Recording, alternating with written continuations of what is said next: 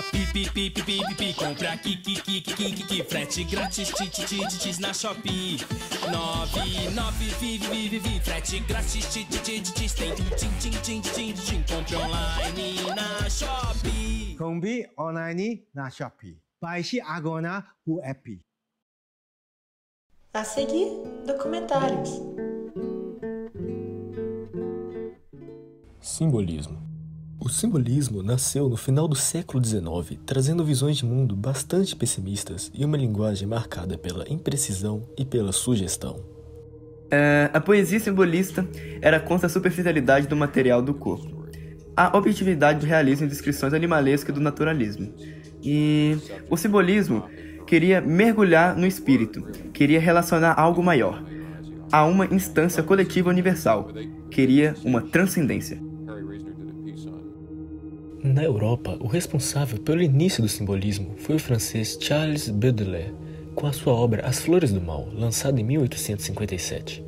A literatura simbolista foi uma reação às correntes cientificistas e positivistas do século XIX. Nessa época, a Europa vivenciava a ebulição da Segunda Revolução Industrial, que trazia consigo, além do capitalismo financeiro, uma concepção de que a realidade é vista apenas pela quantificação e análise de dados em prol do desenvolvimento da técnica. Havia um otimismo predominante no avanço da indústria, expresso na ideia do progresso.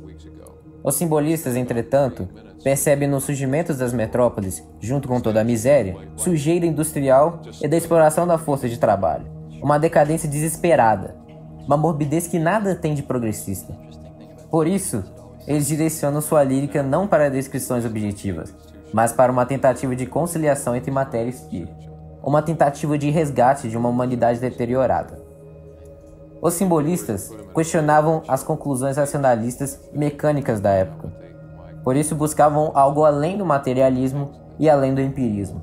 Buscavam um sentido de universalidade, que seria recuperado por meio da linguagem poética. Buscavam, ao contrário da impessoalidade numérica e tecnológica, o bem, o verdadeiro, o belo. No Brasil, o simbolismo surge com Cruz e Souza e suas publicações Missal e Broquês, de 1893. O simbolismo surge como uma forma de negar a realidade subjetiva em um momento marcado pela frustração e medo, mostrando a situação em que se encontrava o país. Havia tido a Guerra do Paraguai, a abolição da escravidão, a proclamação da República, dentre outros fatos que também ajudaram na consolidação do pensamento simbolista. Assim, foi uma opção de fuga aos escritores, que buscaram obedecer a uma tendência que ia ao encontro das ideias espiritualistas. Entretanto, o simbolismo brasileiro não teve tanta força como o parnasianismo no Brasil. Os autores do simbolismo não seguiam a estrutura dos versos perfeitos, desenvolvendo um modelo que organizava a objetividade do movimento anterior. Por isso, o simbolismo no Brasil começou a declinar com o surgimento do movimento modernista, no começo da década de 20. A literatura simbolista pode ser caracterizada como uma arte profundamente marcada pelo pessimismo em relação à existência e um espaço marcado pela desilusão. Utilizando uma linguagem fluida e imprecisa, os autores desse movimento não buscavam retratar o mundo, mas sugeri-lo a partir de suas visões subjetivas. Nesse sentido, o uso de metáforas é muito comum.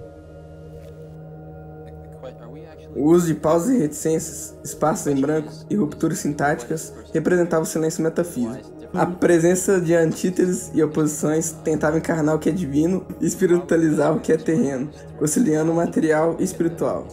A sinestesia também era muito utilizada devido aos 5 sentidos serem os instrumentos de captação do redor, principalmente das imagens de sombra e luz.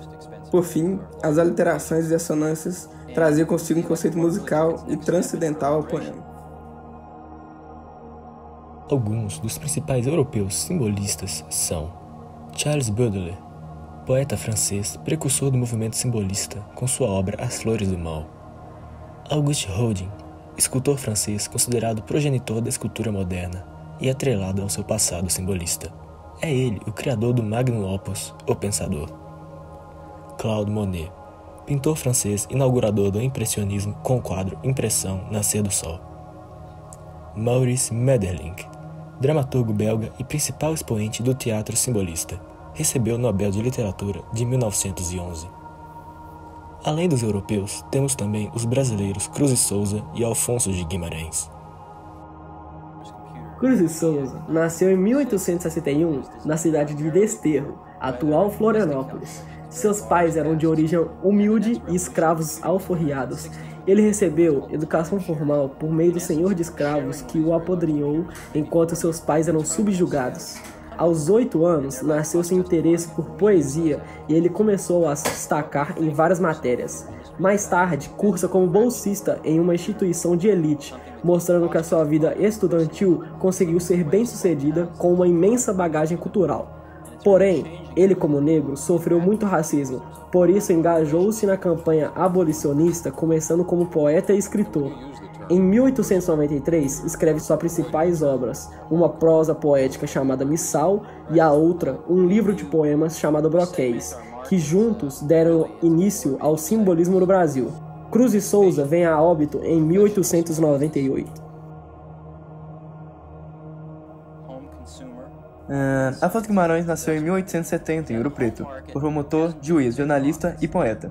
Muito afetado pela morte de sua primeira esposa, ele começa a escrever a realidade com os olhos tristes, tendo suas características o pessimismo, o rigor, nada racional e a crença do plano de essências.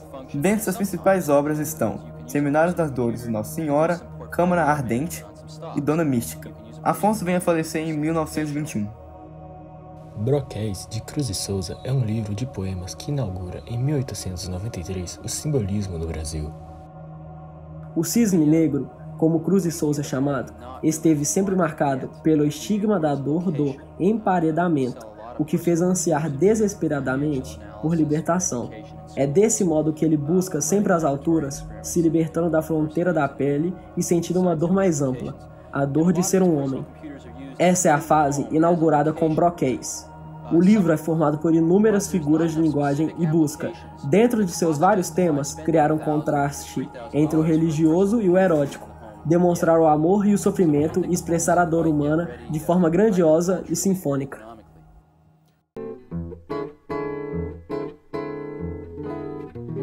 Calma! Não acabe! Vitória. Brilhos errantes, made das frescuras, indolências de lírios e de rosas, indefiníveis músicas supremas, harmonias da cor e do perfume, horas do acaso, trêmulas, extremas, requiem do sol, que a dor da luz resume. Depois de eu ler Broquéis, eu recito esse poema pra você, Vitória.